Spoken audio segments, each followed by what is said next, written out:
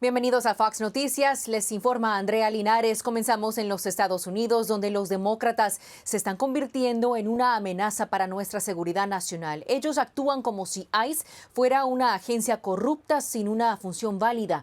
Pero eso no podría estar más lejos de la realidad. Emilio González, quien nació en Cuba y creció en Florida, entiende la importancia de ICE. Escribió un artículo de opinión destacando la labor de los agentes y cómo luchan contra el narcotráfico, asesinos y depredadores sexuales. Es la entidad que protege a las comunidades estadounidenses de los criminales más peligrosos del mundo. Los demócratas dañan el tejido de nuestro país con cada mentira que lanzan contra estos héroes y otros oficiales. Nadie está diciendo que cada agente es perfecto, pero su rol es indiscutible. La agencia fue establecida en el año 2003, después del 11 de septiembre, cuando extremistas islámicos mataron a casi 3.000 estadounidenses. Emilio González, exdirector del Consejo de Seguridad Nacional durante el gobierno de George W. Bush, me acompaña para hablar sobre este artículo de opinión. Buen día. Buen día, muchas gracias por la invitación. Emilio, abolir ICE se ha convertido en un lema, en un grito de guerra liberal. Sin embargo, se trata de una de las instituciones de seguridad pública más eficaces del gobierno federal. ¿Qué pasaría si esta agencia pierde recursos y entonces se debilita? Bueno, primero vamos a entender que la misma gente que quieren abolir ICE Ujú. son las mismas personas que querían ocupar a Wall Street, que querían defender a Palestina, que todo el mismo grupúsculo de agitadores profesionales cada año o cada 6 meses buscan un nuevo tópico para atacar. ICE es probablemente una de las mejores instituciones policiales que tienen los Estados Unidos. No solo están a cargo de las leyes de inmigración, pero a la misma vez están a cargo de la lucha contra la invasión del fentanilo, están luchando contra el tráfico de personas, de niños, buscando estos niños que supuestamente cruzaron la frontera solo y a lo mejor ahora están siendo abusados. Ese es ICE. Lo que pasa es que ahora los progresistas los del Partido Demócrata quieren pintarlo como si fueran una organización estilo nazi, donde están tumbando puertas y arrestando ciudadanos por todos lados. No, no es cierto. Creo que ese es el punto más importante, ¿no? La ironía de todo esto, que esas organizaciones liberales que dicen que su intención es defender a los vulnerables en las comunidades son las mismas personas que ahora están pidiendo desmantelar una agencia que hace justo eso, rescatar a las víctimas de esas personas más peligrosas, de los delincuentes. Entonces, ¿qué le responde a quienes opinan que las operaciones de ICE lo único que hacen es generar temor, miedo dentro de las comunidades inmigrantes? Usted es cubano. Sí, sí, no, y nosotros entendemos, mira, en todas las organizaciones, lamentablemente, siempre va a haber una u otra persona Mm, que a lo mejor va a cometer un delito, un abuso de su ujú. poder. Y estas personas tienen que ser investigados y tienen que ser castigados. Pero lo que estamos viendo ahora es, mira, yo me acuerdo cuando estaba el presidente hablando sobre el Estado de la Unión, habían representantes del Partido Demócrata con unos botones, con unas vulgaridades sobre ICE. El mismo jefe del Partido Demócrata en el Senado ha dicho que ICE es una milicia. No, ICE es una organización policial que está bajo el control del gobierno, del Congreso. Ellos simplemente están usando ICE una vez más para mostrar la hipocresía política que tienen, donde tienen que buscar un enemigo. Estas personas no tienen con qué hablar, no tienen temas que hablar, entonces tienen que atacar, atacar, atacar. Si no hay, yo me imagino cuál va a ser la próxima, porque estoy seguro que cuando pase la euforia sobre el ICE va a haber otro donde van a atacar. ¿Hacen falta algunos cambios posiblemente para mejorar la reputación, la imagen de la agencia ante el ojo público? Bueno, en este momento, por ejemplo, ICE no tiene un director fijo, tienen un director interino. No sé si eso se ha hecho a propósito o no han buscado la persona adecuada, pero yo sí creo que ICE tiene que hacer su trabajo. Es un trabajo difícil. Ser un policía en los Estados Unidos es un trabajo difícil. Imagínense un policía federal. Entonces yo creo que nosotros como ciudadanos tenemos que estar pendientes de estas cosas y defenderlos. Si hay que criticarlo, lo vamos a criticar. Claro. Pero si hay que defenderlo, tenemos que defenderlo porque ellos nos están protegiendo a todos nosotros. Y claro que sí, si se comete un error también se va a reportar. Emilio González, como siempre, muchísimas gracias por acompañarme el día de hoy. Saludos. Muchísimas gracias por la invitación. Hasta luego. Hasta luego. Caos logístico atrasa la primera vuelta de elecciones en Perú, que sigue en búsqueda de su noveno presidente en la última década. Lo analizamos enseguida.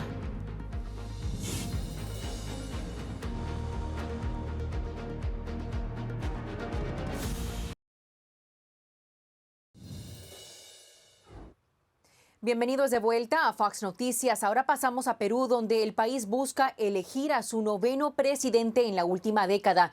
Y muchos candidatos están proponiendo adoptar el modelo de mano dura de El Salvador para abordar los principales problemas que está enfrentando ese país. Sin embargo, en una elección caótica el domingo, que contaba con una larga lista de 35 aspirantes a la presidencia, decenas de miles de personas no pudieron emitir su voto por problemas logísticos, lo que llevó a las autoridades a extender la votación por un día más.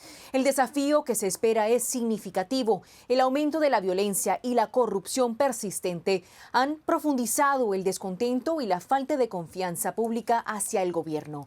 Keiko Fujimori, quien lidera las encuestas, se ha presentado como una líder de mano dura contra el crimen y en busca de la estabilidad económica, pero también es candidata presidencial por cuarta vez e hija del expresidente Alberto Fujimori, quien fue condenado por violaciones a los derechos humanos y corrupción antes de su muerte en el año 2024. El analista político peruano Enrique Castillos me acompaña para opinar al respecto. Bienvenido a Fox Noticias. Andrea, muy buenos días. Pues la lucha contra la delincuencia encabeza la preocupación de los votantes. ¿Cuánto interés se ha visto entre el electorado por participar en estos comicios? ¿Cómo evalúas el sentir de los votantes en este momento en que hay tanta incertidumbre, además que el proceso ha sido bastante caótico? La palabra es esa, ha sido bastante caótico el proceso por la incapacidad y lamentablemente los problemas logísticos que no fueron previstos por el Organismo Nacional de Procesos Electorales, que es el que justamente está en cuestión ahora. Se está pidiendo la renuncia del responsable de viabilizar y ejecutar el proceso electoral.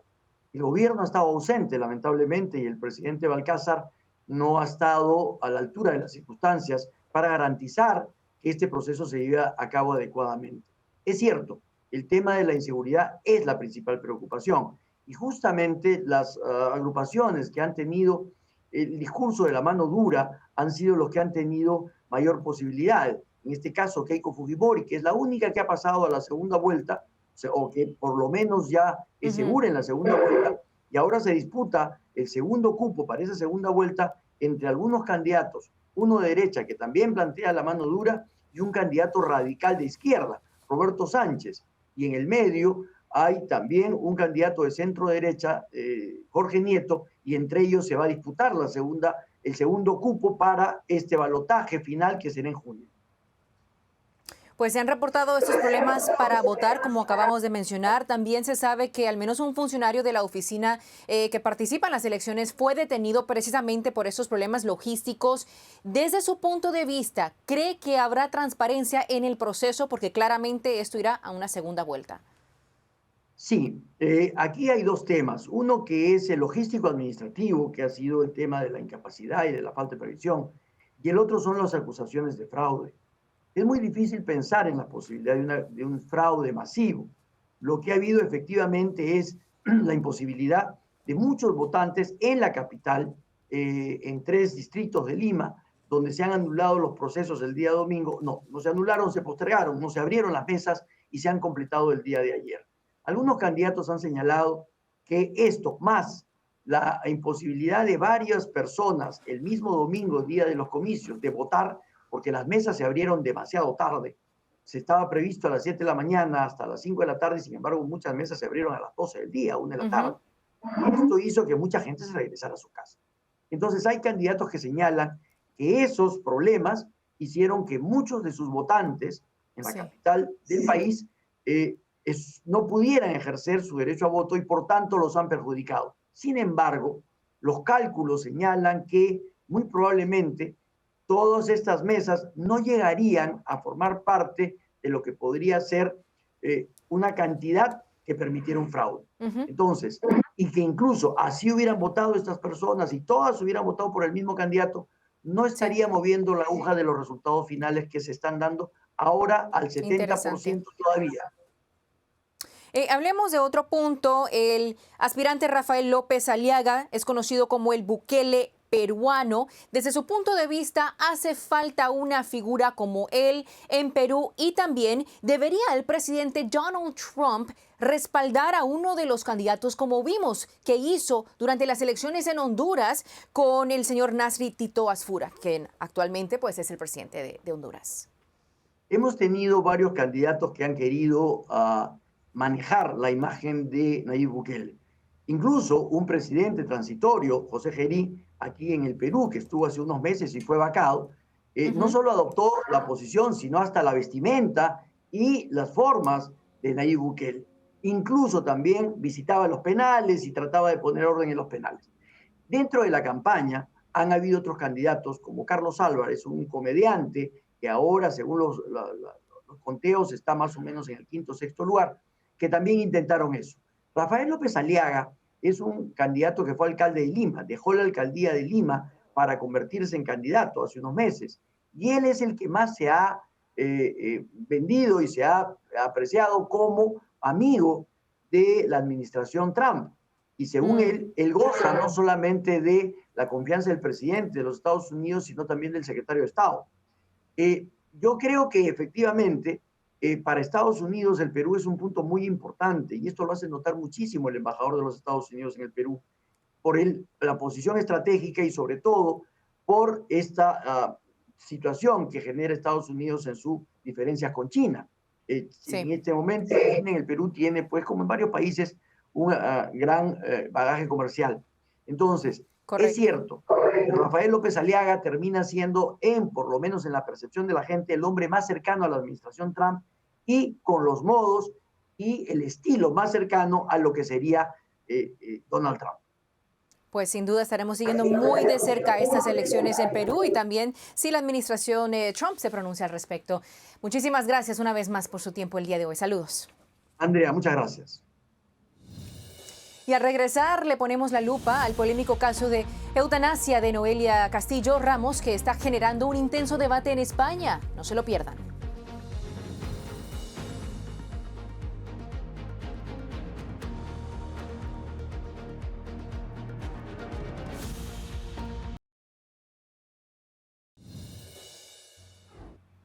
Bienvenidos de vuelta a Fox Noticias. Ahora pasamos al debate en desarrollo sobre la eutanasia y el derecho a morir, esta vez en España. Se trata del caso de Noelia Castillo Ramos, una mujer española de 25 años. Sus padres se separaron cuando ella tenía 13 años y esto llevó a que fuera puesta durante un tiempo bajo el cuidado del gobierno catalán. Años después, según Castillo, sufrió varios episodios de abuso y agresión sexual. Después de años de trauma psicológico, intentó suicidarse saltando por una ventana, pero falló y terminó parapléjica. Castillo solicitó la eutanasia bajo la ley española que permite la muerte asistida para personas con condiciones incurables. Después de una batalla legal de 2 años hasta contra su propio padre, Castillo logró su deseo y murió por eutanasia el mes pasado.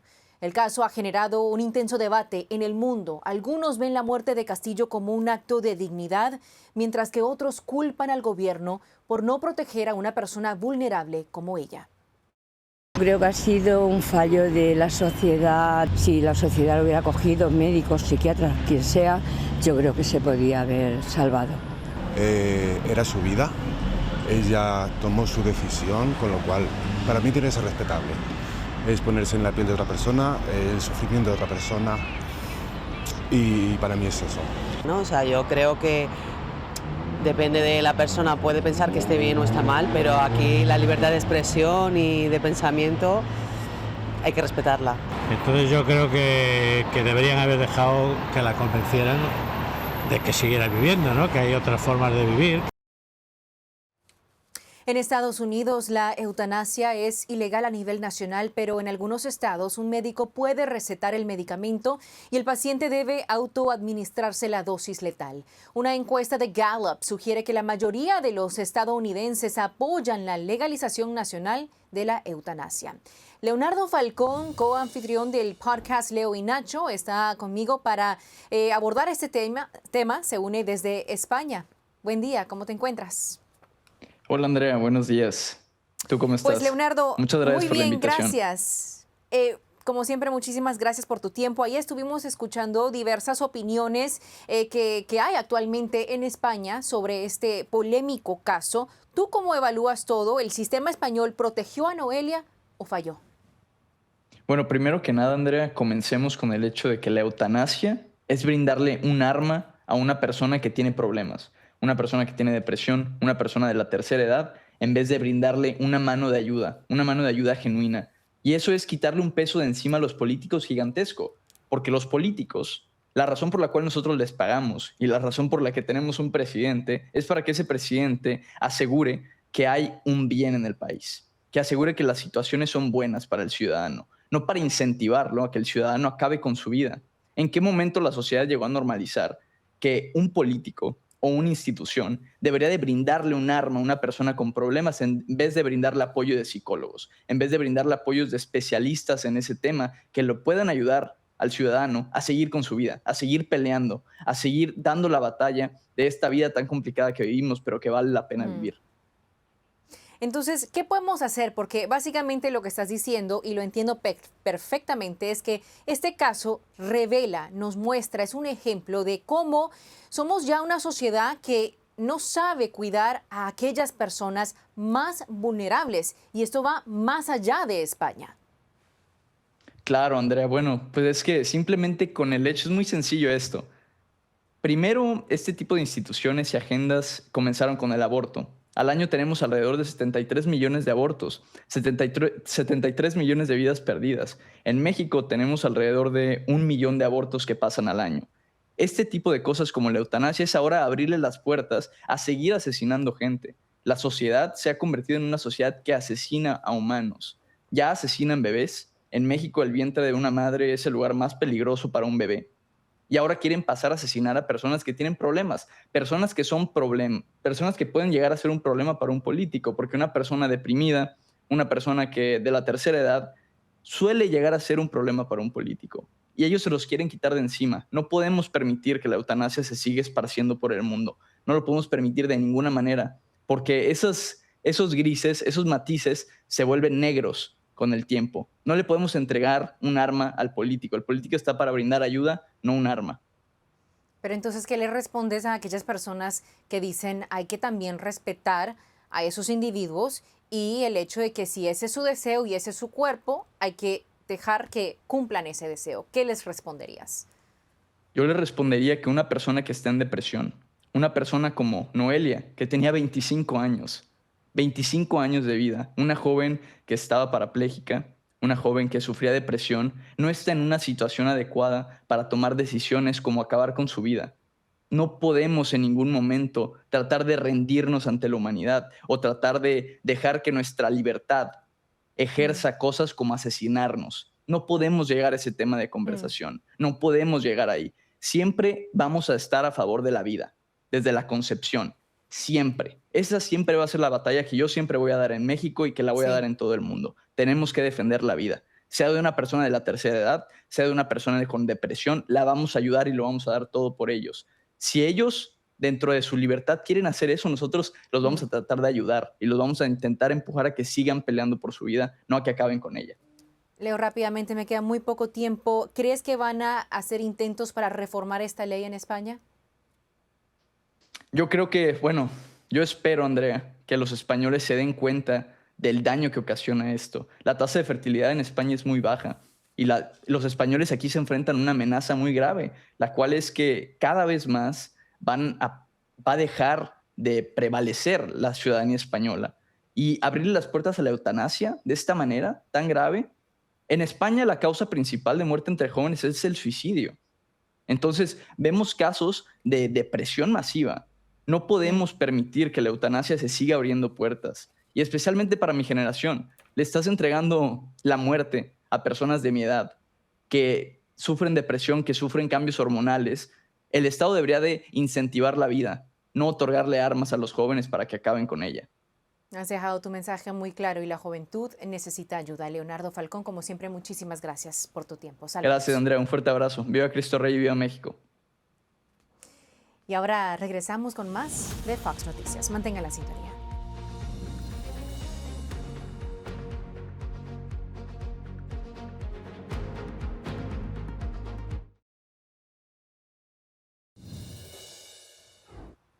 Muchas gracias por acompañarnos el día de hoy. Como siempre, nos pueden seguir en las redes Instagram, Facebook, X, TikTok y WhatsApp para que no te pierdas absolutamente nada con Fox Noticias. Yo soy Andrea Linares.